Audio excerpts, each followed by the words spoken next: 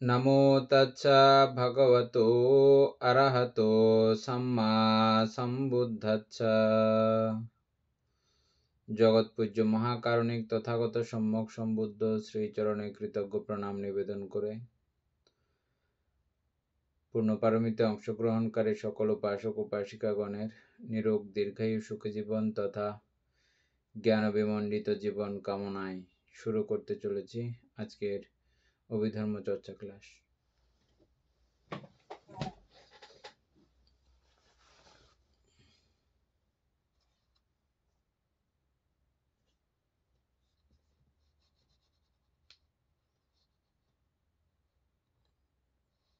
উপাসিকা কোন লাইন পর্যন্ত আমাদের হয়েছিল?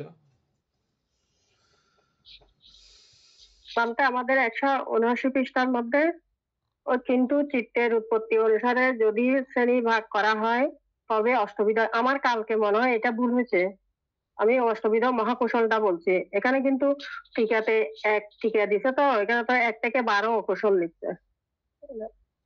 কালকে যেটা আমি মহাকুশলেরটা বলছিলাম কালকে অষ্টবিধ যখন।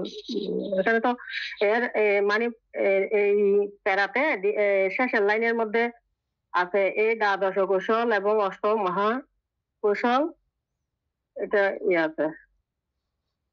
কামবচর কুশল কর্ম দ্বার অনুসারে ত্রিবিধ কায়দারে উৎপন্ন হইলে কায় কর্ম, বাগ দ্বারে উৎপন্ন হইলে বাক কর্ম এবং মনদ্বারে উৎপন্ন হইলে মনোকর্ম, দানশীল ভাবনার আকারেও তদ্রূপ ত্রিবিধ।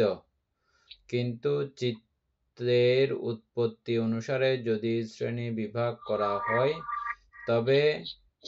তবে অষ্টবিধ। এই জায়গা তো এটা আপনি যেটা বলছেন সেটা ঠিক আছে। টিকাতে যদিও লেখে থাকে তাহলে টিকাতে ভুল লেখছে, অথবা পুনরায় কর্মের আকারে দ্বাদশ প্রকার,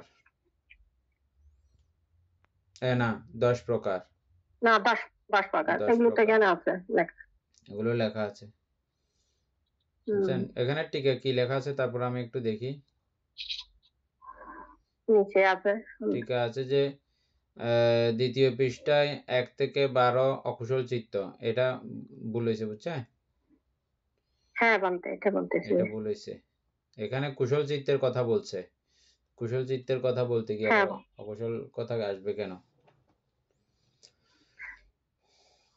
অকুশল মধ্যে 12টা আছে, লোভমূলক 8টা, দেশমূলক 2, মোহমূলক 2। এখানে কোনোটা তো ওইভাবে মিলতেছে না। এখানে আবার শেষের লাইনে আছে এই দ্বাদশ অকুশল, এখানে 3 টিকা দিতে আছে। এই দ্বাদশ অকুশল, এটা 3-এর মধ্যে, হ্যাঁ বানতে 3-এর টিকা হলে মিলবে।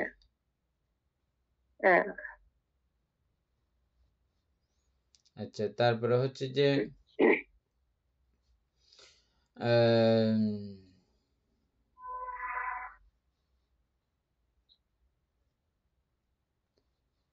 তাহলে দানশীল ভাবনা অপচয়ন, বৈয়াবৃত্ত, পুণ্যদান, পুণ্য অনুমোদন, ধর্ম শ্রবণ, ধর্ম দেশনা, দৃষ্টিরুজু কর্ম, এই 10। এখানে আবার দ্বাদশ লিখছে যে না, এই 12 প্রকার অকুশল এবং অষ্টমহাকুশল এক কোণে 20 কামবচরের কর্ম বলিয়া পরিগণিত। কোন জায়গার লেখা কোন জায়গায় চলে আসতেছে। আচ্ছা, যাই হোক, আমরা এই 10টা একটু আলোচনা করি। এটা নর্মাল বিষয়, আপনারা প্রত্যেকে জানেন। তারপরে একটু একটু আলোচনা করে করে চলে যান। দান কাকে বলে?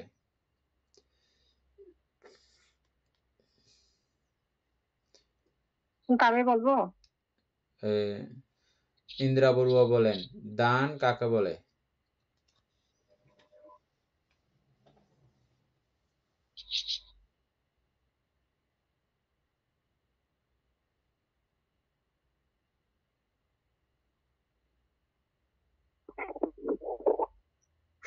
বলতে দান বলতে কোন দানের কথা বলা হচ্ছে এখানে? আমরা যে কোনো কিছু দান করি কি সে দান, নাকি কোন দানের কথা বলতে?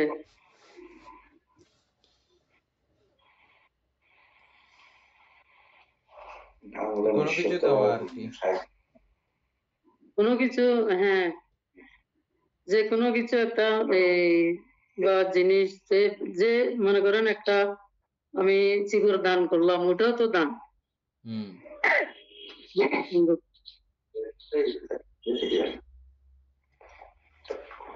তারপরে লিপিকা বড়ুয়া বলেন।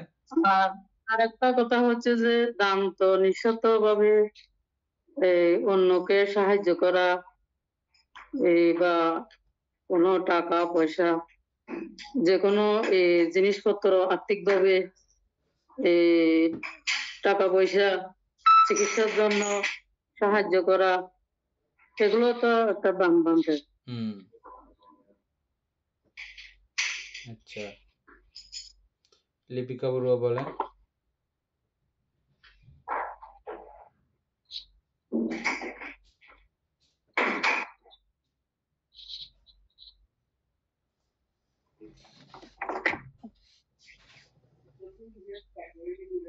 বানতে আমরা এক চিত্ত এক মনে যা দান করি এটা দান বলা আর কি, চিত্ত অনুসারে।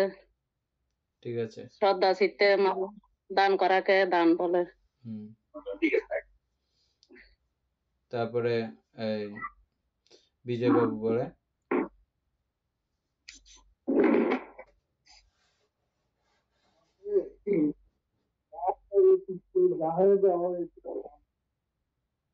শুনি নাই, আপনি বহুত দূরে আছেন মনে হয় মোবাইল থেকে।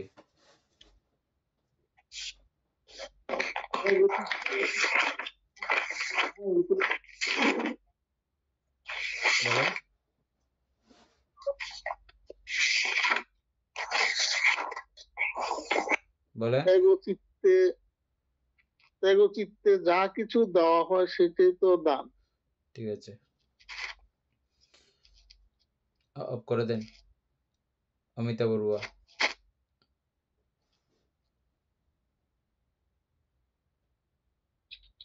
এক কথায় যদি আমরা বলতে যাই, আমরা মানে কোনো কিছু লোভ মুক্ত চেতনায় যদি আমরা দান করি, এটাই মানে দান, কোনো কিছু নিঃস্বার্থ ভাবে। পুতুল বাবু।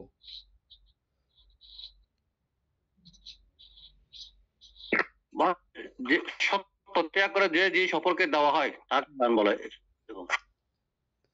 তারপরে দীপেন বাবু।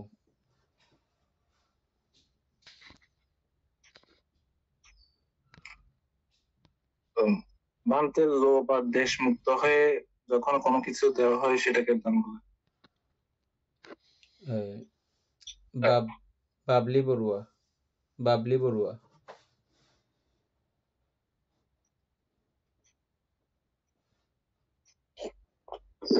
মিউট করলেন। বাবলি বড়ুয়া।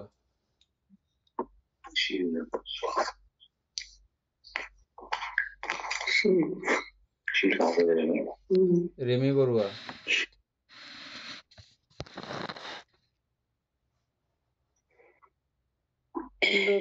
ত্যাগ করে যেটাকে দান দেওয়া হয় সেটাকে দান বলে। ঠিক আছে, এনি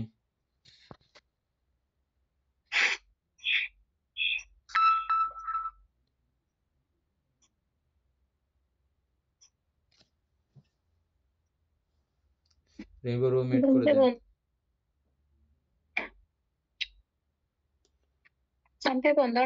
মঙ্গলক।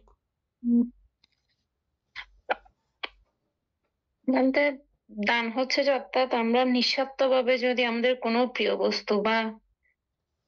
বস্তু যদি নিঃস্বার্থভাবে অন্যকে প্রদান করি, সেটাই হচ্ছে যে দান।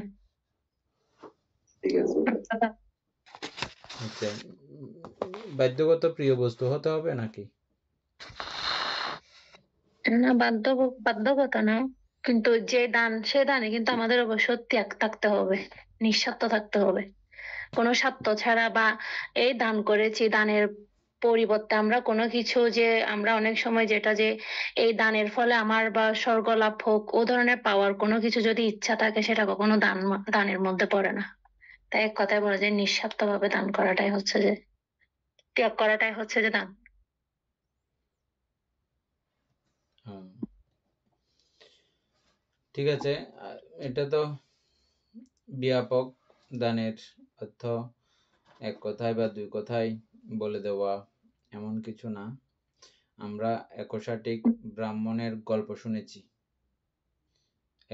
একশাটিক ব্রাহ্মণের গল্প শুনেছেন না আপনারা? জামাই বউ দুজনের মিলে একটা কাপড় ছিল লজ্জা নিবারণের জন্য। জামাই শেষকালে একদিন ধর্ম শুনতে গিয়ে ওটা দান করে ফেলছিল। তারপরে ওটা বলা হচ্ছে যে একটা রাজা রাজ্য দান করলেও অনেক সময় ওই পরিমাণের চিত্ত উৎপন্ন করা সম্ভব হয় না। পুরো রাজ্য দিয়ে দিলে দীপেনবাবু বুঝছেন? পুরো রাজ্য দিয়ে দিলেও অনেক সময় বলা হচ্ছে যে ওই চিত্ত উৎপন্ন করা একশাটিক ব্রাহ্মণ যে চিত্ত উৎপন্ন করেছিল সেই চিত্ত উৎপন্ন করা এটা বড় দুঃসাধ্য হয়ে যায়। হ্যাঁ, তো হতেও পারে আবার, এবং এটা আপনারা এখন বুঝতেছেন। পাঠান বুঝলে, প্রত্যয় বুঝলে, বুঝতে বুঝতে আরো বুঝবেন এই দান সম্পর্কে, কোন দানটা কতটুকু পাওয়ারফুল, কতটুকু গুরুত্বপূর্ণ, এবং কে কত বেশি পুণ্য অর্জন করতে পারে কোন বিষয়টা দান দিয়ে। এটা সব সময় যে বস্তুর উপর নির্ভর করে এমন না, সব সময় চিত্তের উপর নির্ভর করে এমন না, সব সময় যে গ্রহীতার উপর নির্ভর করে এমনও না। বস্তু, চিত্ত বা দাতা এবং গ্রহীতা এই তিনের সমন্বয়ে। আমরা আগে একবার বলেছিলাম ভূমি, বীজ এবং চাষা। ভূমি, বীজ এবং চাষা এই তিন বিষয় ঠিকঠাক হইলে তখন এটা উন্নত এবং সমৃদ্ধশালী হয়। দানের ব্যাপার কোনো এখানে সীমা পরিসীমা নাই। আমি জাস্ট একটা দুইটা উদাহরণ দিচ্ছি আপনাদের, এগুলো ওই যাতে জমি ঠিক রাখতে পারেন, বীজ ঠিক রাখতে পারেন এবং গ্রহীতা ঠিক রাখতে পারেন, গ্রহীতা বা ভূমি। হ্যাঁ, তিনটে বিষয় আলোচনা করব একটু করে। হ্যাঁ, মানে আপনাদের সঙ্গে খুব একদম মাস্টার ডিগ্রি ক্লাসের আলোচনা চলে, বাল্য শিক্ষা জাতীয় কখনো এগুলো চলে না, এগুলো বাল্য শিক্ষার। হ্যাঁ, এগুলো কখনো আলোচনা আপনাদের সঙ্গে হয় না। হ্যাঁ, কিন্তু এগুলোও মাঝে মধ্যে লাগে। প্রথম হচ্ছে যে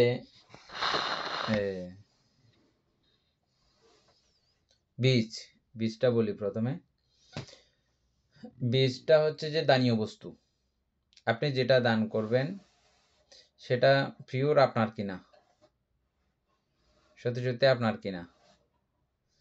তা আপনার কিনার মধ্যে এখানে আবার কিন্তু কথা আছে, মানে চুরি করে ডাকাতি করে আপনি নিয়ে চলে আসছেন, এখন আপাতত আপনার, সেটা ঠিক আছে, কিন্তু সে আপনার মধ্যে ভেজাল আছে। এটা কাউকে ঠকাইয়া, কাউকে প্রতারণা করিয়া, হ্যাঁ, কারো সঙ্গে ধাপাবাজি করিয়া, জায়গা দেওয়ার সময় কাউকে মাপে কম দিয়া আপনি বেশি করে রেখে দিয়েছেন, ওই জায়গাটা পরবর্তী আপনি আবার কাউকে দান করলেন।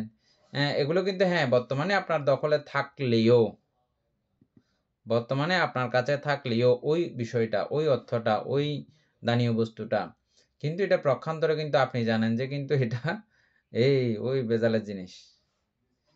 হ্যাঁ, অথবা আপনি চাকরির বেতন বা আপনার ব্যবসায়িক টাকা যেটাই হবে হোক, আপনি জানেন যে আমি ওই টাকাটা আসলে ঠিকঠাক ভাবে নিই নাই, যথাধর্ম আমি নিই নাই,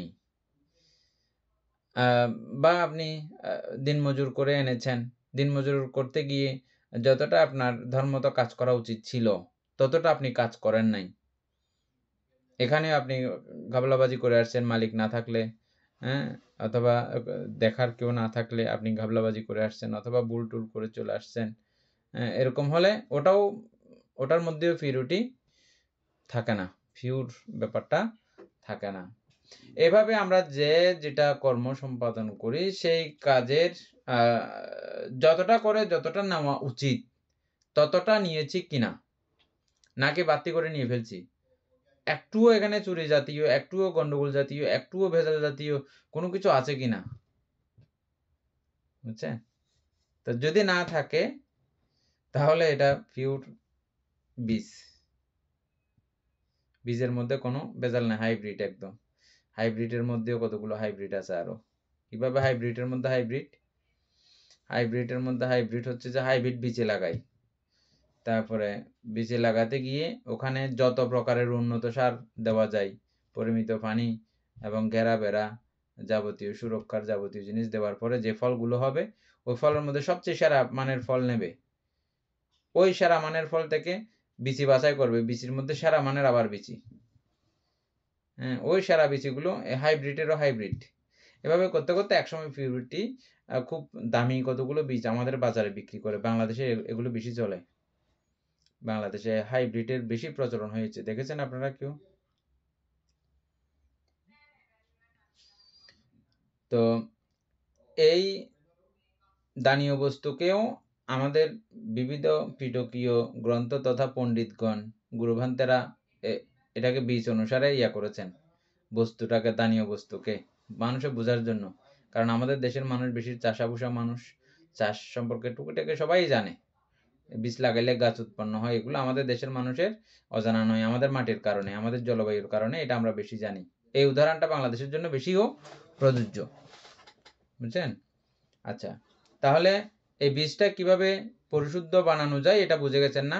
আপনি দীর্ঘদিন যাবৎ আপনার পুরো শিলবিশুদ্ধি দ্বারা আপনি জীবনযাপন করতেছেন, এবং এই পর্যন্ত যা আপনার কাছে ধন আছে সবগুলো শিলবিশুদ্ধিতে হয়েই আছে, এগুলো দুঃশীলতা কোনো কিছু নাই, বুঝছেন? তো দুঃশীলতা কোনো কিছু নাই, তাহলে আপনার কাছে পুরো পিওর বীজ আপনার কাছে আছে, এটা এখন সন্দেহ মুক্ত। আচ্ছা, একটা গেল বীজ। তারপরে 2 নাম্বার হচ্ছে যে ভূমি। ভূমি কাকে বলে? ভূমি হচ্ছে যে আমি যেখানে দান করব, যে ক্ষেত্রে দান করব, যে পাত্রে দান করব, ওই পাত্রটা কেমন। আমরা পাত্র সম্পর্কে বিচার করতে গিয়ে বুদ্ধ যেভাবে আমাদেরকে ব্যাখ্যা করেছেন, ভৌগোলিক দান থেকে শুরু করে সাংঘিক দানের সর্বশ্রেষ্ঠত্ব পর্যন্ত আমাদেরকে ব্যাখ্যা করেছিলেন, মনে আছে? ভৌগোলিক দান কোথা থেকে শুরু হয়? তীর্য প্রাণী থেকে। তীর্য প্রাণীকে, আপনি কোনো একটা তীর্য প্রাণীকে খাবার দাবার দিলেন, এটাও পুণ্য হয়। মানুষে বোঝার জন্য বা চেতনাকে গুরুত্ব দেওয়ার জন্য কিছু সুন্দর সুন্দর কিছু উপমা, সুন্দর সুন্দর কিছু কথা গুরুভান্তেরা বলেছেন।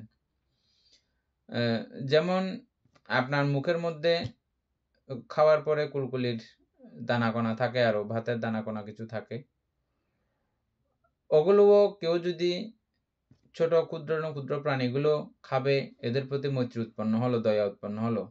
আমি এখানে ফেলি, কিছু পোকামাকড় সেগুলো খাবে, আপনার জন্য ওটা ফেলে দেওয়ার জিনিস, কিন্তু ওই পোকামাকড়ের একবার খেয়ে তারা 2-4 দিন বেঁচে থাকবে।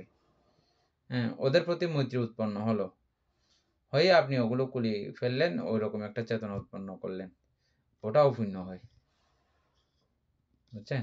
ওটাও একটা সুন্দর চিত্ত, ভালো চিত্ত, কুশল চিত্ত, এবং ওই পুণ্যের ফলও যুত হইলে ওই পুণ্যের ফলও পাওয়া যায়। এটা হচ্ছে তির্যক প্রাণী।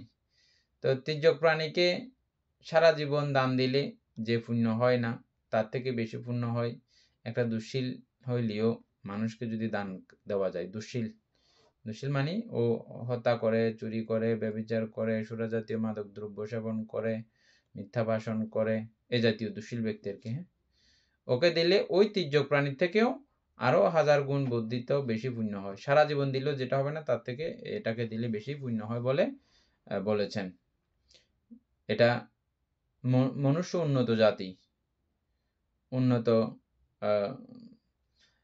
ব্যবস্থাপনা, উন্নত মানসিকতা, সবকিছু মিলিয়ে তার অনেক কিছু দিকে উন্নত আছে। আমরা মাঝে মধ্যে এমনি বলি আর কি, কথার কথা বলে ফেলি, কুত্তর নদম তোর জীবন, গুরুত্ব নদম তোর জীবন, এগুলো এমনি বলি আর কি আমরা, বুঝছেন না? কিন্তু নর্মালি মানুষকে কিন্তু এদিকে বুদ্ধ কি করেছেন, অনেক গুরুত্ব দিয়েছেন।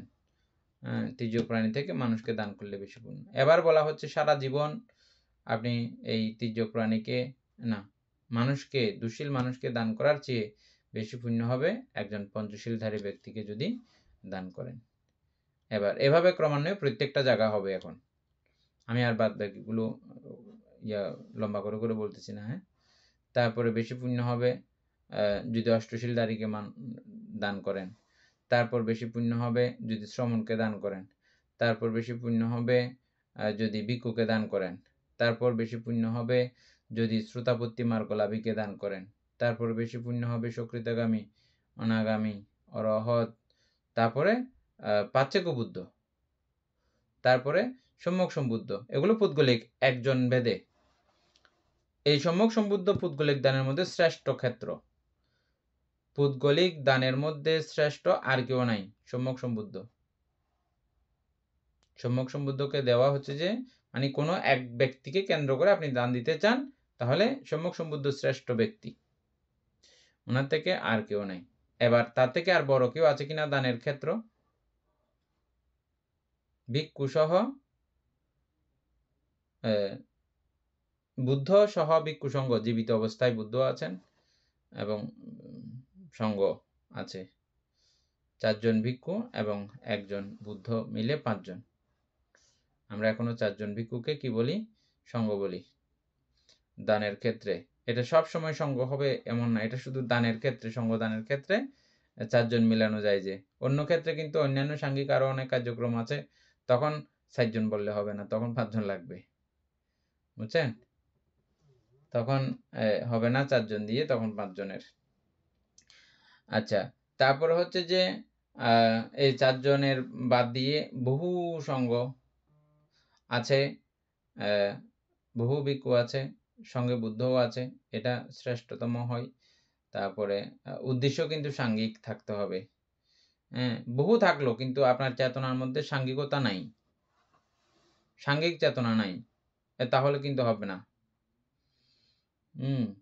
তারপরে আমরা অনেক সময় সঙ্গদান করতে গেলে বড় ভান্তে ছোট ভান্তে ভেদাভেদ করি। বড় ভান্তে আমরা এখন ইদানিং প্রায়ই এগুলো চলতেছে। আবার অনেক গুরুভান্তেরাও এরকম করে অনেক সময় বলতেও দেখি, বলতেও শুনি যে গাদা গোড়া বেগুন এক কই দাম নাকি।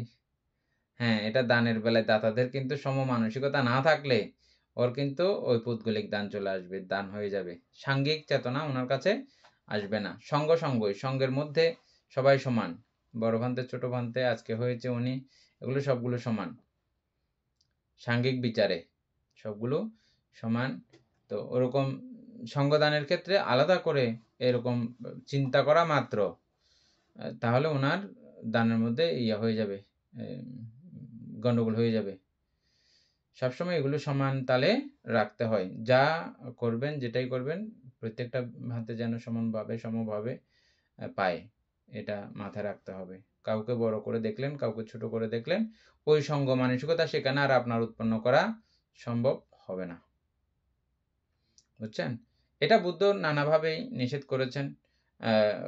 কোনো ভিক্ষু স্পেশালি তার যেন বেড়ে না যায়, সঙ্গ থেকে তাকে যেন আলাদা করে বড় বলে মনে না হয়, এরকম করে বহু কিছু কথা আছে আরো, যাই হোক সেদিকে যাচ্ছি না।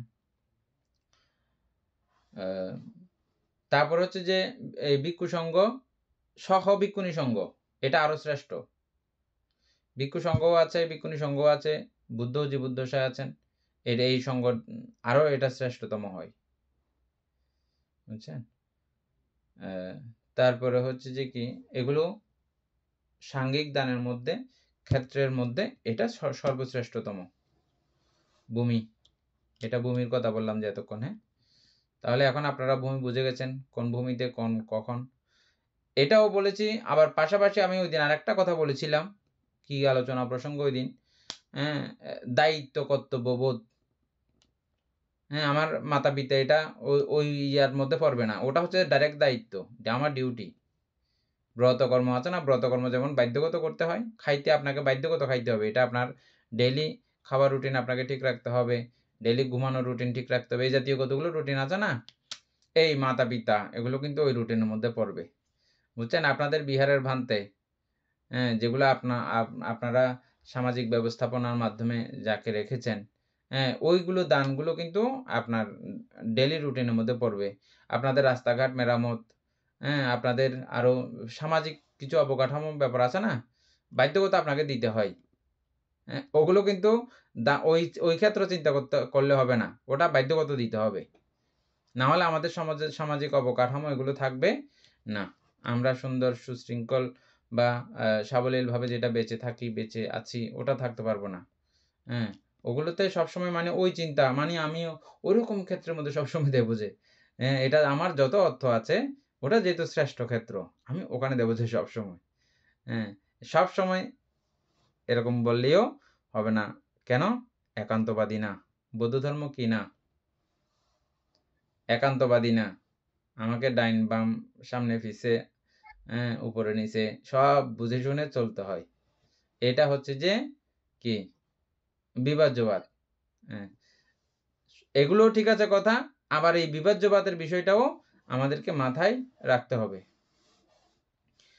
আচ্ছা, তারপরে হচ্ছে যে আমরা ভূমি বললাম না, আর একটা কি আছে, দাতা। দাতা বস্তুর কথা তো বললাম, দাতার কথা হচ্ছে যে ওই যে অষ্টবিধ চিত্ত পড়েছেন আপনারা, কুশল চিত্ত, মহাকুশল চিত্ত, ওই চেতনাগুলো ঠিক রাখা। এবং এর মধ্যে আপনারা নিঃস্বার্থভাবের কথা, নিঃস্বার্থতার কথা বহুজনে বলেছেন। স্বার্থ থাকলে অনেক সময় আমরা স্বার্থ রেখেও কিছু দান করি, এতে যে পুণ্য হবে না তেমন না। স্বার্থ যদ্দূর আছে অদ্দূর পুণ্য হবে আর কি। স্বার্থ যতদূর, যার যতদূর ত্যাগ হয়েছে ততদূর পুণ্য হবে। আমরা আমাদের সন্তান আদিকে দান করি, দিই, দেওয়াটা দান করা না। তবে এখানে আমাদের একটা স্বার্থ নিহিত থাকে। আমরা অনেকেই বলি মা বাবা একেবারে নিঃস্বার্থভাবে দেয়। কিসের নিঃস্বার্থ? কোনো নিঃস্বার্থ না। এগুলো তাদের স্বার্থ আছে, আমাকে বুড়ো হইলে দেখবে, খাওয়াবে, পালবে। হ্যাঁ, এটা সত্যি কথা। আমরা এগুলো বলি না কেন? আমরা চাই আমাদের সন্তান নাদি অত্যন্ত মাতৃভূত ভক্তিপরায়ণ হোক, অত্যন্ত পিতৃভূত ভক্তিপরায়ণ হোক। না হলে আমাদের সামাজিক ব্যবস্থাটা অটুট থাকবে না, ওটা আমরা হাইড করে যাই। কিন্তু আপনাদেরকে এগুলো বলা যায় কেন? আপনারা অভিধর্ম চর্চা করতেছেন, এদেরকে সবকিছু খোলামেলা বলা যায়, কিন্তু প্রকাশ্যে সব জায়গায় সবকিছু বলা যায় না। আর যারা অনলাইনে পরবর্তীতে শুনবেন, কয়েকটা কথা ধরে আমাদের একদিনের ক্লাস দেখে কোনো কিছু টানাটানি করবেন না। যারা অনলাইনে শুনবেন তাদেরকে বলতেছি পরবর্তীতে আর কি, ইউটিউবে, হ্যাঁ, তারা এগুলো নিয়ে টানাটানি করবেন না, যে আমাদের পুরো এই যে প্রত্যেকটা কথার সঙ্গে আমাদের সব ক্লাসগুলোর সঙ্গে একটা লিঙ্ক এর ব্যাপার আছে। হ্যাঁ, সেভাবে আমরা কথাগুলো বলি। তাহলে এই যে ত্যাগ করতেছি আমরা, ওই ত্যাগেও আমাদের পুণ্য আছে, তবে স্বার্থের ক্যাটাগরি মেপে ওটা হবে। ভান্তেদেরকে দিই, অনেক সময় সেখানেও আমাদের নানা জাতীয় স্বার্থ থাকে। ভান্তে আমাকে একটু প্রশংসা করবে, বা বিহারের মধ্যে আমরা দিই, আমরা 10 জনকে দেখিয়ে দিই, বা এগুলো এখন ফেসবুকে প্রচার করে বা কোনো একটা সামাজিকভাবে প্রচার করে, ওখানে একটা আমার নাম বড় করার জন্য, আমার একটা, আমি না দিলে যেন কীরকম একটা অসুবিধা হয়ে যায়, অসুবিধা লাগে, ও মান বাঁচানোর জন্য, মান বড় করার জন্য, মান বাঁচানোর জন্য নানা রকমের এরকম স্বার্থ, এগুলো কিন্তু স্বার্থ। হ্যাঁ, এগুলো আমার সামাজিক অবকাঠামোগত স্বার্থ, বা এটা এ জাতীয় নানা কিছু আছে কিন্তু এখানে। হ্যাঁ, তারপরে অনেক সময় কোনো রোগীকে চিকিৎসা করতে দিলাম, সেখানেও আমার যদি ওরকম স্বার্থতা জড়িয়ে থাকে, নিবিড়ভাবে আস্তে আস্তে বুঝবেন এখানে স্বার্থ আছে কিনা, নাকি একেবারে আমার কোনো কিচ্ছু না, একে আমি দিলাম এবং এটা কেউ জানেও না, শোনেও না, ওরকম কোনো কিছু আমার মানসিকতায়ও আসে নাই। কর্তব্যের খাতিরে দেওয়া এক জিনিস, দায়িত্ব ধর্ম ডিউটি ওটা দেওয়া এক জিনিস, একেবারে নিঃস্বার্থ করে দান দেওয়া এটা আমাদের চিত্তের উপর নির্ভর করবে, আমাদের কখন কীরকম থাকতেছে আমাদের চিত্ত। যাই হোক, সর্বোপরি আপনারা এই 8 প্রকার মহাকুশল চিত্ত দেখলে বুঝে যাবেন যে এই চিত্ত সম্পদ বা বস্তু সম্পদ, না চিত্ত সম্পদ বা দাতা দাতা। এখানের মধ্যে আমরা চিনেছি কি সমনুষ্য সহগত জ্ঞান সম্প্রযুক্ত অসংস্কারিক চিত্ত, এটা সবচেয়ে শ্রেষ্ঠতম আদর্শ দাতার। এই শ্রেষ্ঠতম আদর্শ হঠাৎ করে হয় না, হঠাৎ করে হয়ে যাবে না। হ্যাঁ, হয়ে যেতেও পারে, তবে এটা আমরা চাইলে একসময় কন্টিনিউ বানাইতেও পারি। এটা প্রতিদিন চর্চার বিষয়। আমার প্রথমে শুরু হয়েছে একদম লো লেভেলের যেটা চিত্ত আছে ওটা দিয়ে মনে করেন শুরু হয়েছে, হ্যাঁ ওটা দিয়ে শুরু হয়েছে। পরবর্তীতে আমি দ্বিতীয় চিত্তগুলো, পরের চিত্তগুলো আস্তে আস্তে আস্তে আস্তে ভালো হতে শুরু করেছে, বুঝছেন। আমার একেবারেই এখন চিত্ত একেবারে দুর্বল, আমি এখন দেব না চিত্ত উন্নত হোক তারপরে দেব, না এটা না, দিতে দিতে ক্রমান্বয়ে উন্নত হয়। আজকে একটু থেকে শুরু করেন, একটু থেকে শুরু করতে করতে করতে করতে একসময় ব্যাপক এবং বিশালতা অর্জন হবে, বুঝছেন। যাই হোক, আমরা সংক্ষেপে একটু করে বললাম। প্রথমেই বলেছি যে কি এটা ব্যাপক, এটা দানের ব্যাখ্যাটা ব্যাপক। দান ছাড়া পুরো আমাদের সিস্টেম অচল, আমরা কেউ বেঁচেও থাকবো না, বেঁচে থাকা আমাদের কারো পক্ষে সম্ভব না দান ছাড়া, বুঝছেন। আপনি যদি এই মুহূর্তে বলেন আমি কাউকে দান দেব না, বুঝছেন, আপনার মতো যদি ঘরের সবাই যদি বলে, আপনার মতো গ্রামের সবাই যদি বলে, আপনার মতো পুরো দেশের সবাই যদি বলে, আপনার মতো পুরো পৃথিবীর সবাই যদি বলে, এই মুহূর্তে সবাই মরে যাবে। বেশি কতক্ষণ সময় লাগবে না, আমার মনে হচ্ছে যে কতক্ষণ বাঁচবে, একদিন বাঁচবে কিনা কি জানি। মানে কেউ দান দেব না এই সিদ্ধান্তে সবাই একসঙ্গে যদি অটুট হয়, দান দেব না, সহযোগিতা করব না, কোনো রকমের কিচ্ছু কাউকে করব না যদি বলে, বা কাউকে ভালোবাসবো না, কারোর সঙ্গে প্রেম প্রীতি মায়া মমতা মাধুর্যতা এগুলো থাকবে না বলার সঙ্গে সঙ্গে ওটা আবার আরো ডেঞ্জারাস। ভালোবাসাটা এটা 1 সেকেন্ডও বাঁচবে না। ওটা পৃথিবীর সব মানুষ যেই সেকেন্ড যেই মুহূর্তের মধ্যে বলবে যে আমি আর মৈত্রীপরায়ণ থাকবো না, কারোর প্রতি ভালোবাসা, ওটা বলার সঙ্গে সঙ্গে সবাই আমরা মরে যাব। বেশি ডেঞ্জারাস না এটা, বুঝছেন। এগুলো সবার কাছে এখনো সেই মৈত্রীগুলো আছে বলে আমরা সবাই বেঁচে আছি যে, বুঝছেন। ওই দৃষ্টিকোণ থেকেও সকল প্রাণীর প্রতি মৈত্রীপরায়ণ হওয়া দরকার। ও সবাই আমার প্রতি মৈত্রীপরায়ণ, আমিও সবাইকে মৈত্রী দেব, মৈত্রীপরায়ণ হব। যাই হোক, এমনি এগুলো বাল্য শিক্ষার পড়া হইলেও কিন্তু অত্যন্ত গুরুত্বপূর্ণ না, যদিও বা বাল্য শিক্ষার। তারপরে হচ্ছে যে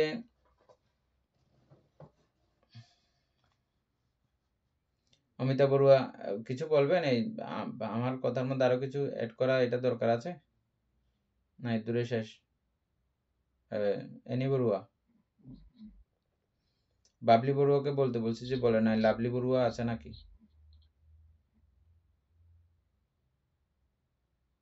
না বলতে বলছেন তো, এগুলো তো আরো বিশাল বিশাল। আমরা মানে ওই যে বলছেন বাল্য শিক্ষাটাই আমরা পরে পরে আস্তে আস্তে যাবো আর কি। এনে বলো। না বাদ দে, ঠিক আছে। তারপরে অমিতা বড়ুয়া শিল সম্পর্কে বলেন, তারপরে লাভলি বড়ুয়া বলার জন্য প্রস্তুত থাকেন। বাদ, উনি ক্লাসে নাই, আজকে ক্লাস করতেছেন। অমিতা বড়ুয়া বলেন। বলতে শীল শব্দের অর্থ তো চরিত্র বা স্বভাব। তো মৈত্রী চিত্ত চেতনায় যদি আমরা শীল পালন করি তাহলে এটাকে আমরা শীল বলবো। তারপরে শীল তো আবার কায়িক ভাবে বাচনিক ভাবে মানে দুই ভাবে হয়। ঠিক আছে।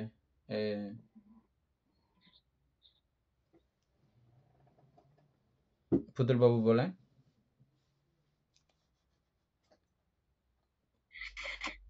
শিল শব্দ তো তেমনি চরিত্র, কিন্তু শিল কতগুলো নীতিমালা আর কি বানতে, যে মানুষ লোকোত্তর দিকে লোকোত্তর যাইতে পারে, আর খারাপ দিকে খারাপ দিকে যাইতে পারে, কতগুলো নীতিমালা আর কি বানতে। কিন্তু আমাদের মধ্যে তো লোকোত্তরে যাওয়ার উদ্দেশ্য, সেই জন্য মানে কুশল চিত্তগুলো শিলগুলো দরকার আর কি বানতে। তারপরে বিজয়বাবু বলে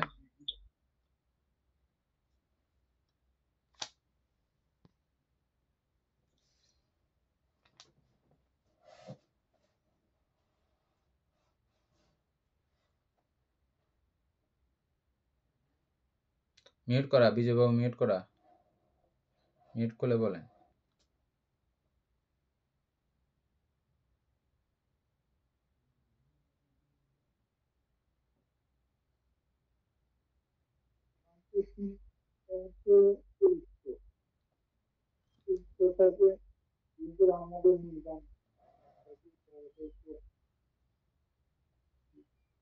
আচ্ছা ঠিক আছে, আপনার মোবাইল থেকে আমরা কিছু ভালো করে শুনি না, স্পিকারে কোনো একটা সমস্যা হয়েছে, নাতিকে বলবেন ঠিক করে দেওয়ার জন্য। হ্যাঁ, কখনো কিছু জিজ্ঞেস করলে এগুলো আমরা শুনতেছি না। ঠিক আছে, মিউট করে দেন। হ্যাঁ,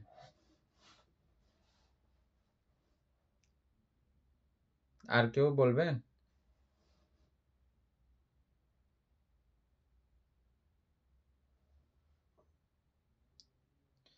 দীপেন বাবু বলেন, তারপরে নি।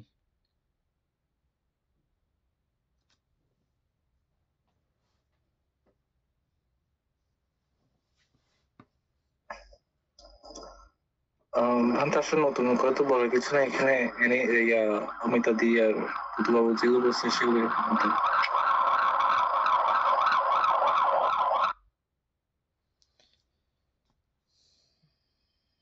এনি বলো।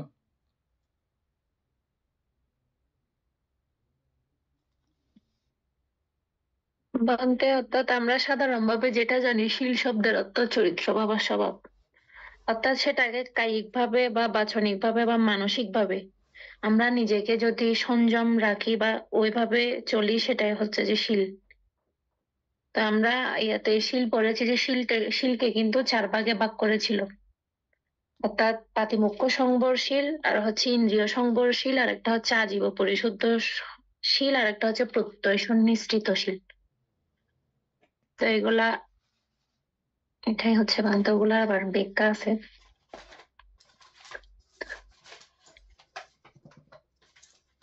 মূলত আমরা এই 4 ভাবে শীলকে চিনে আসছি।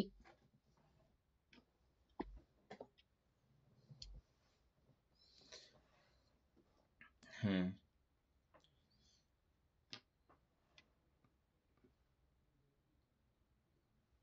শীল সম্পর্কে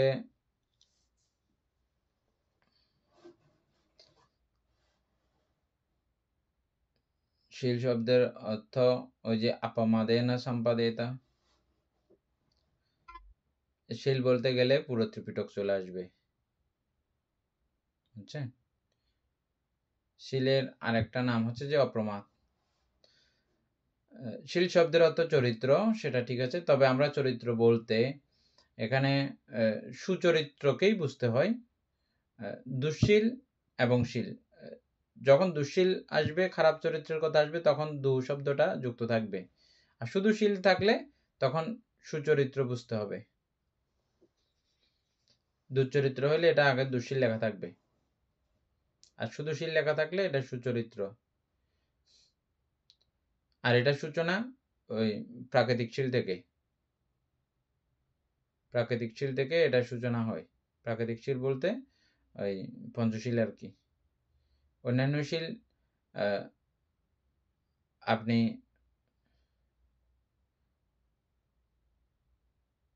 অষ্টশীল গ্রহণ করেছেন বা উপাসক বা উপাসিকা হয়েছেন, অষ্টশীল গ্রহণ করেছেন, তখন এটা আপনার জন্য প্রাকৃতিক। যেহেতু গ্রহণ করেছেন, এটা আপনাকে কেউ বলা জোর করে নাই। যেহেতু গ্রহণ করেছেন সেহেতু আপনাকে বাধ্যগত পালন করতে হবে। আপনাকে নিতে কেউ জোর করে নাই, করেছে? কিন্তু আমরা কি করি এখন, লোক দেখানোর জন্য আইন নড়লে অসুবিধা আছে, এখন যাই, কিন্তু যাইয়ে না, ওদের ফাঞ্চিলে গোপ মারে আরা দিন। তারপরে স্বাভাবিক আগে গৃহস্থ অবস্থায় যেমন ছিল, অষ্টশীল নেওয়ার পরেও কোনো পরিবর্তন দেখা যায় না, সেম রয়ে গেছে। তারপরে এটা হলে কিন্তু হলো না, হয় নাই। আপনাকে নিতে কে বলেছে? এমনি পঞ্চশীল নিয়ে যেভাবে আগে ছিলেন সেভাবেই থাকেন। পঞ্চশীলটা আর একটু যত্ন করে পালন করেন। কিন্তু এটা যদি নেন তাহলে এটা অবশ্যই আপনাকে পালন করতে হবে। ভালো করে বুঝবেন 8টা কি আছে, বুঝে তারপরে আপনি এটা পালন করবেন। ঠিক একইভাবে শ্রাবণ্যশীল এর জায়গায় না নিলে এটা নিতে কেউ জোর করে নাই, শ্রাবণ হওয়ার জন্য কেউ জোর করে নাই, ভিক্ষু হওয়ার জন্য কেউ জোর করে নাই। আপনি ভিক্ষু হয়েছেন তো আপনাকে এগুলো করতে হবে। এভাবে প্রত্যেকটা জায়গার শীল প্রত্যেকজনের জন্য বাধ্যগত পালনীয়। না হলে না পারলে আপনি এটা চেঞ্জ করেন, পরিবর্তন করেন। আপনার প্রাকৃতিক শিল আছে, ওই প্রাকৃতিক শিলে আপনি চলে যান, বুঝছেন?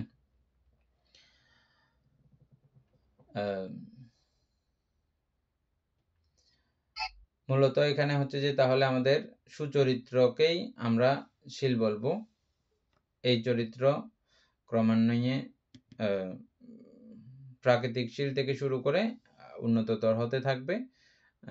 তবে সেখানেও স্থান কাল পাত্র বিবেচনা করে চলতে হবে। স্থান কাল পাত্র বিবেচনা করে চলতে হবে। প্রাকৃতিক শিলের বেলায় স্থান কাল পাত্র বিবেচনা করার ব্যাপার নাই, এটা বাধ্যগত। ওটা কোনো পাত্র বিবেচনা করার দরকার নাই, প্রয়োজন পড়ে না। এটা ওটা মনের উপরে নির্ভর করে। আমরা যে শিলের অঙ্গগুলো দেখেছি না, মানে অনেক সময় হত্যা হয়ে গেছে কিন্তু আমার কোনো দোষ হয় নাই, অপরাধ হয় নাই, এরকম অনেক ঘটনা আছে না? মানে আমার কোনো কারণ এখানে ছিল না, জুইতে বেজুইতে ধাক্কা লাগছে মরে গেছে, এরকম অনেক হয়েছে। বাবা থাপ্পড় একটা মারছে সন্তানকে, গাইটামি করতেছে যে, বিয়াদবি করতেছে যে মার সঙ্গে, বাবা থাপ্পড় মারছে। হে তো মা নইবে, বিয়াদবি কিলে করে দেয়, থাপ্পড় মারছে যে, থাপ্পড়ে মরে গেছে বাচ্চা মরে বাবা জিয়ালে, এবং জিয়ালে সারা জীবনের জিয়াল, ফাঁসি হয় নাই, যেহেতু ওইরকম ক্রোধ ছিল না। কিন্তু আমাদের বিচারিক ব্যবস্থা তো যথাযথ না, এগুলো বিচার করতে হয়। বিচারের ব্যবস্থাটা হচ্ছে যে মানে কি জন্য করেছে, এটা কেন করেছে, ওগুলো পুরো টানতে হবে। ল আছে বলেই ওরকম চলতে হবে এমন না, এগুলোকে বলা হয় বিভাজ্যবাদের ব্যাপার, বুঝছেন? তো মার সঙ্গে বেয়াদবি করতেছে যে, ও থাপ্পড় মারছে, থাপ্পড়টা ব্যতিক্রম জায়গায় পড়ে গেছে, মারা গেছে, আর মারা গিয়ে সারা জীবন বাবা জিয়ালে। তো আমাদের শিলের দিক থেকে বিচার করলে বাবার কোনো অপরাধ হয় নাই, এবং ও পঞ্চশীল পানাতি পাতা শিলটাও ভাঙে নাই। এখন বুঝছেন? কারণ ওনার কোনো চেতনা ছিল না, ব্যতিক্রমে পড়ে মরে গেছে আর কি। তো এই জাতীয় করে আমরা অঙ্গগুলো পড়ছিলাম। ওই অঙ্গ বিচারে এগুলো বিবেচিত হবে। সব কথার বড় কথা হচ্ছে যে অপ্রমাদ। এখন আপনারা অপ্রমাদ বুঝেন। অপ্রমাদ হচ্ছে যে প্রতিটি অবস্থা সম্পর্কে অনিত্য দুঃখ অনাত্মা বিচার করতে পারা, করে ফেলা, করে দেখা, এই ত্রিলক্ষণকে দেখতে পাওয়া, বুঝতে পারা, এটা হচ্ছে যে মূলত অপ্রমাদের শ্রেষ্ঠতম পর্যায়। এটা শিলের মধ্যে শ্রেষ্ঠতম শিল, শ্রেষ্ঠতম চরিত্র, শ্রেষ্ঠতম সংস্কার, শ্রেষ্ঠতম অভ্যাস, এর উপরে আর নাই। ওখান থেকে শুরু হয়ে ক্রমান্বয়ে এই পর্যন্ত যায় আর কি। বাকিরা যারা বলেছেন সুন্দর করে বলেছেন, ঠিকই আছে। তারপরে ভাবনা,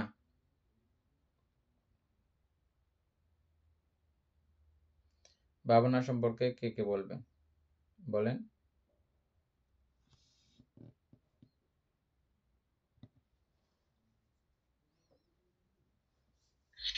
বান্দা লোভ দেশ মোহ ত্যাগ করার চেতনায় ভাবনা অনুশীলন মানে অনুশীলন করাটাই হচ্ছে ভাবনা, লোভ দেশ মোহ।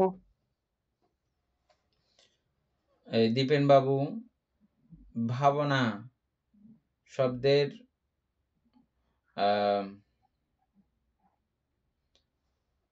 সরাসরি অর্থ, মানে ভাবনা শব্দের অর্থ কি, এটা চ্যাটজিপিটির মধ্যে একটু দেখেন। কেন এই ভাবনা নামকরণ করা হয়েছে? ঠিক আছে, এনি বলো, তারপর আমিও একটু করে বলবো। বান্তে ভাবনার ইয়েটা হচ্ছে যে আমরা আগে যেটা পড়েছিলাম, অর্থাৎ কোনো একটা বিষয়কে নিয়ে ভাবিত করাই হচ্ছে যে ভাবনা। অর্থাৎ আমরা ওই বিষয়টাকে নিয়ে ভাবতে ভাবতে সেটাকে একটা বিশাল বা বিস্তৃত করে ফেলি, সেটাকেই আমরা মানে ভাবনা বলি। হুম, অসাধারণ। এটা এনির মনে আছে যে এটার জন্য এনিকে ধন্যবাদ ক্লাসের পক্ষ থেকেও। ভাবনা শব্দের সরাসরি অর্থ হচ্ছে যে যে কোনো বিষয়কে ভাবিত করা। তবে আমরা এখানে বুঝতে হবে যে আমাদের নৈবেত্তিক বিষয়কে আমরা ভাবিত করি, যেগুলো কামে ছন্দ উৎপন্ন হয় ওই জাতীয় জিনিসকে আমরা ভাবি না। আমরা এই ক্ষেত্রে আমরা এটাকে ভাবনা বলি না। ওটাও এমনি কিন্তু ভাবনা, অর্থাৎ কারো প্রতি হিংসা ভাবনা করা, কারো প্রতি অকুশল ভাবনা করা, ওটাও কিন্তু ভাবনা কিন্তু, হ্যাঁ, ওটাকে আমরা এই ক্ষেত্রে বুঝবো না। আমরা বুঝবো যে অনবদ্য। অনবদ্য বলতে যেগুলো দোষযুক্ত ব্যাপার, ওই দোষযুক্ত ব্যাপারে চিত্ত একাগ্র না করে নির্দোষ বা নৈবেত্তিক বিষয়ে চিত্তকে একাগ্র করার মাধ্যমে ওই একাগ্রতা যেখানে করেছি সেই জায়গাটাকে ব্যাপক এবং বিশদ করে দেখা, বোঝা, জানা, ওটা সম্পর্কে সবিস্তারে অদ্যপান্ত জানা, জানতে চেষ্টা করা, বুঝতে চেষ্টা করা, এটার নামই হচ্ছে যে ভাবনা। আসলে এটার অর্থ ব্যাপক। আমরা তো এখন ইদানিং বুঝতেছি যে আসলে ভাবনাটা কত ব্যাপক বিষয়, ব্যাপক জিনিস। তারপর হচ্ছে যে অপচয়ন। দীপেন বাবু পাইলে বলিয়েন ভাবনা সম্পর্কে।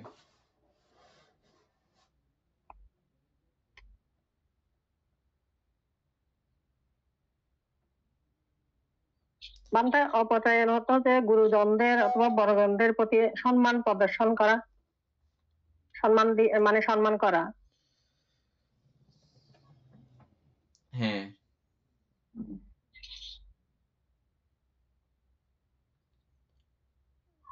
দীপেন বাবু এটা পড়ে।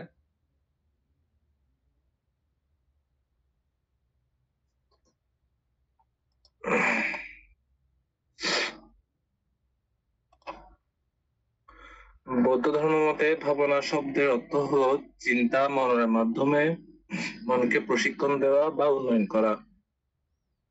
পালি ভাষায় ভাবনা শব্দটি এসেছে ধাতু ভূ অস্তিত্ব, এই জায়গাটা কিন্তু আমার ভূ অস্তিত্ব থেকে ভূ।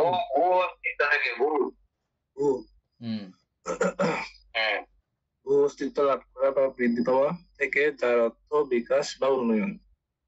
ভাবনার সংজ্ঞা: ভাবনা মানে শুধু চিন্তা করা নয়, বরং চিন্তা, অনুশীলন ও চর্চার মাধ্যমে চিত্ত ও চরিত্রের শুদ্ধি ও উন্নয়ন সাধন। কেন ভাবনার নাম করা হয়েছে? এটি মনকে উন্নত পরিশুদ্ধ করে, তাই এর নাম ভাবনা। ভূ ধাতু থেকে ভাবনা শব্দটি এসেছে, যার মানে হলো অস্তিত্ব লাভ, বিকাশ বা বৃদ্ধি। তাই ভাবনা নাম হয়েছে, কারণ এটি চিত্তের বৃদ্ধি, বিকাশ ও উন্নয়নের পথ। সারাংশে ভাবনা মানে হলো মনকে ধ্যান ও মননের মাধ্যমে শুদ্ধ ও শক্তিশালী করে তোলা। ঠিক আছে, আমরা যেটা বলছি এটার সঙ্গে এই কথার সঙ্গে এটা মিল আছে, যথাযথ আছে না? ভূ শব্দের অর্থ কি?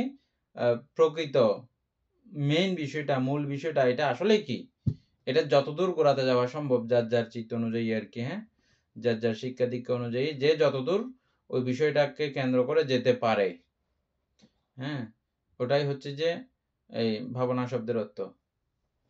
আসলে চ্যাটজিপিটি অনেক সুন্দর করে এগুলো বোঝার মতো করে বলে। কি যেন বলতেছিলাম অমিতা বড়ুয়া? এরপর অপচয়ন। হ্যাঁ, বান্তে অপচয়ন। হ্যাঁ, শিল্পী বড়ুয়া বলেন। বলবো নাই আজকে নাই না? না বান্তে আজকে। তারপরে এনি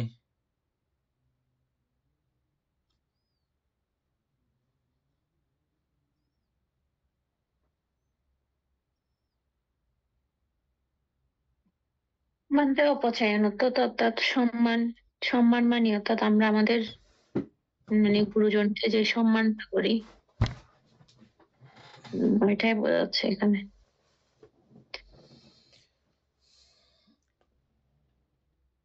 আর কেউ বলবেন অপচয়ন?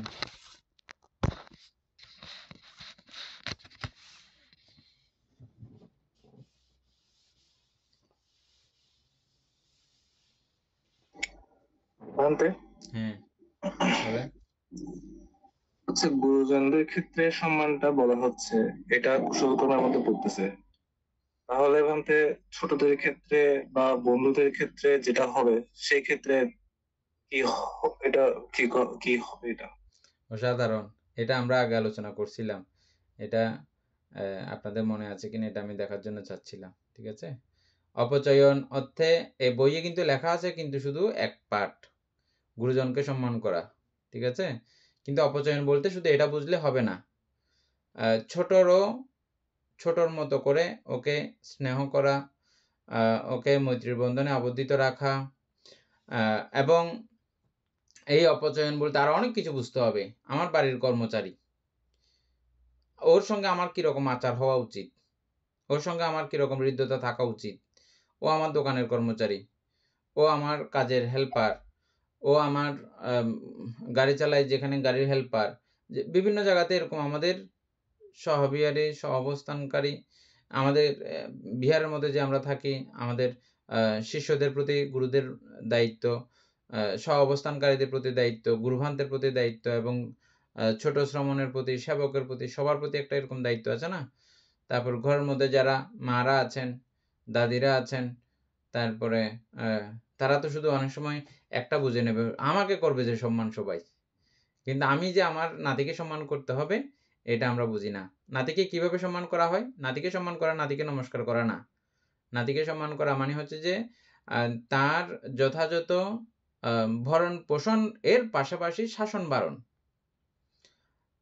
শাসন বারণ এটা সবাই আমরা করতে জানি না, মানে এটা শিখতে হয়, এটা একটা বিশাল আর্ট, বুঝছেন? শাসন বারণ, শাসন না থাকলে, বারণ না থাকলে, ওকে আমি খাওয়াইলাম দাওয়াইলাম, ভালো পোশাক আদি দিলাম, যখন যেটা চাই সেটা দিলাম, এটা কিন্তু হয় না। এটা এই অপচয়নের মধ্যে পড়বে না। হ্যাঁ, শাসন বাড়ানো যথাযথ লাগবে, মানে যে শাসন বাড়ানোর মাধ্যমে ও আবার ইয়া হয়ে না যায়, কি বেউরা হয়ে না যায়, বেপরোয়া হয়ে না যায়, ওটা আমাকে খেয়াল রাখতে হবে। দুই দিক, এটা খুব কলা কৌশলী হতে হয়। একটা সন্তান এমনি এমনি ইয়া হয় না। এমনি ওর ব্যক্তিগত খারাপ সংস্কার, ব্যতিক্রম সংস্কার, মাতা পিতা থেকে কিছু বা পাড়া প্রতিবেশী থেকে কিছু হইলেও থাকলেও যিনি মূল গাইডিয়ান, সবসময় যিনি গাইড করেন, সবসময় যিনি দেখাশোনা করেন, উনার একটু দৃষ্টিভঙ্গি, উনার হাত লাড়া, উনার আঙুল লাড়া, এবং কায় সঞ্চালন, কায় প্রসারণ, হস্তপদ প্রসারণ, এগুলো দেখিও বুঝতে হয় কেন এটা এই আঙুলটা লাড়লো এখন, কেন এই হাত পা এরকম করলো এখন, কি কারণে করলো, চোখের চাহনিটা এমন কেন হলো। এগুলো খুব কলা কৌশলী হতে হয় যারা এই সন্তানদেরকে মানুষ করে বা বড় করে। এটা টিচাররা, অনেক টিচারদেরকে এগুলো কিন্তু শিক্ষা দেওয়া হয় অনেক দেশে। হ্যাঁ, এখানের কথা আমি এখনো ভালো করে জানি না, দেখি নাই, তবে এগুলো দেখে দেখে টিচাররা কিন্তু বুঝে যায় এই ছেলের এখন মানসিক অবস্থা এমন, একে এটা বলা উচিত, এটা করা উচিত। আর আমাদের বিশেষ করে গুরুভান্তেরাও এটা বিশেষ করে তৎকালীন সময় আমরা বই দেখতেছি এগুলো জানতেন। একটু 19-20 ব্যতিক্রম আচরণ হলেই বুঝতেন এর এখন এটা একটা সমস্যা, এখন একে এটা বলা দরকার। যারা এগুলো নিয়ে প্রতিনিয়ত শিক্ষাদানে ব্যস্ত থাকেন তারা এগুলো বুঝেন, শিষ্যদের কাণ্ড কারখানা।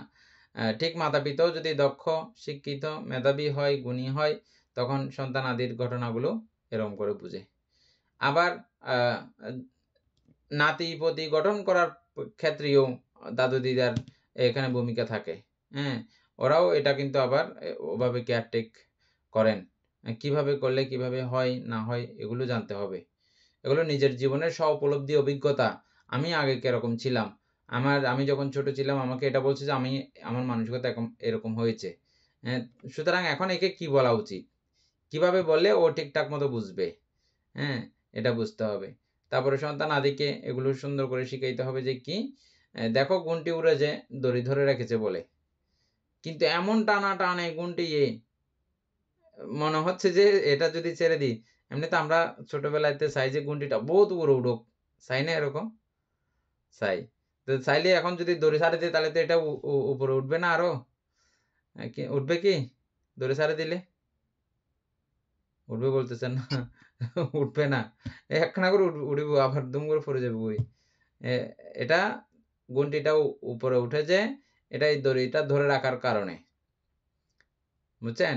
ঠিক আমাদের সন্তান সন্ততিরাও বড় হবে, বিশাল হবে, ব্যাপক হবে। এগুলো ওই তাকে যতক্ষণ শাসন বারণ, আদর্শ হাক সবকিছু সমপর্যায়ে দেবেন, হ্যাঁ? এটা যখন দেন তখন এটা ঠিকঠাক হবে। এগুলোও অপচয়নের মধ্যে পড়ে। ওকে শুধু আমি আদর করলাম, খাওয়াইলাম, এটা অপচয়ন না। সঙ্গে সঙ্গে তাকে যথোপযুক্ত গাইডলাইন, শাসন বারণ এগুলোও হচ্ছে যে এই অপচয়ন। ছোটকে ছোট সম্মান, বড়কে বড় সম্মান, কর্মচারীকে কর্মচারীর সম্মান, যে যে পর্যায়ের আছে ওকে ওই পর্যায়ের সম্মান, এটা দিতে হবে। এই ফ্রান্সের মধ্যে কিন্তু এটা রেখেছে। কাউকে এখানে যেমন তেমন ভাবে ব্যবহার করা যায় না, সবাইকে এখানে বলতে হয়।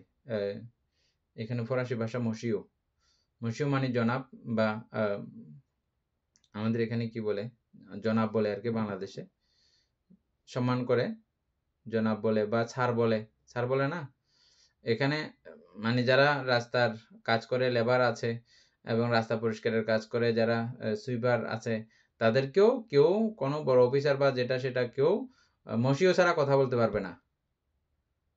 যে কাউকেই মানে জনাব সম্বোধন করে, স্যার সম্বোধন করে কথা বলতে হয়।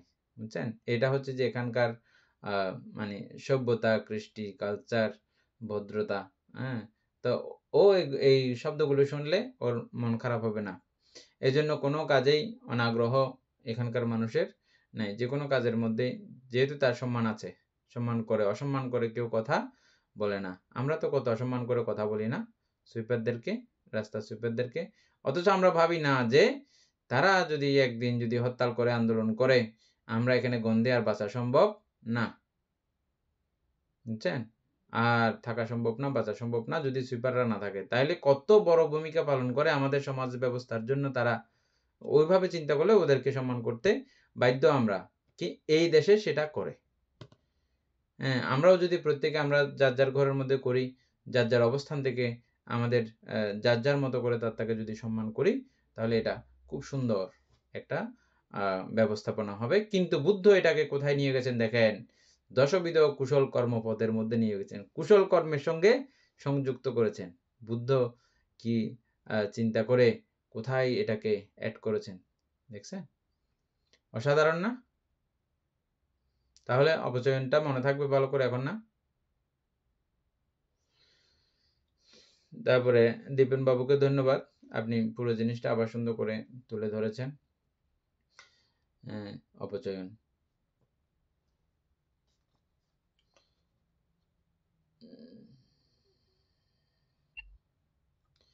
আজকে সময় শেষ হয়েছে, এখান পর্যন্ত থাক। হ্যাঁ,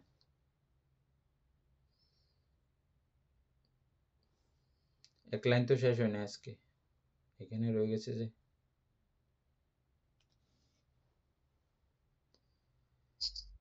সদ্ধর্মপ্রাণ প্রিয় উপাসক উপাসিকা বৃন্দ, এতক্ষণ যাবৎ আমরা অতীব শ্রদ্ধা গৌরবে অভিধর্ম অর্থ সংগ্রহ চর্চা করছিলাম। এতে আমাদের অপূর্ণ পুণ্য সাধিত হয়েছে। পুনরায় সনাতন চক্রবর্তী সত্যগণকে দান করছি, গুরুমতিথিওকে দান করছি, মাতা পিতাগণকে দান করছি, এবং এই পুণ্যের কাছে আমরা প্রত্যেকে প্রার্থনা করবো নির্বাণ লাভ অবধি অসৎ ব্যক্তি, মূর্খ ব্যক্তি, পাপমিত্র সংসর্গ লাভ না করে সদা সর্বদা জ্ঞানদর্শী কল্যাণ মিত্রের সান্নিধ্যে সংসর্গ লাভ করতে সক্ষম হয়। এইরূপ সাধু সংকল্প পোষণ করে আজকের মতো ক্লাস এখানে সমাপ্ত করছি। সাধু সাধু।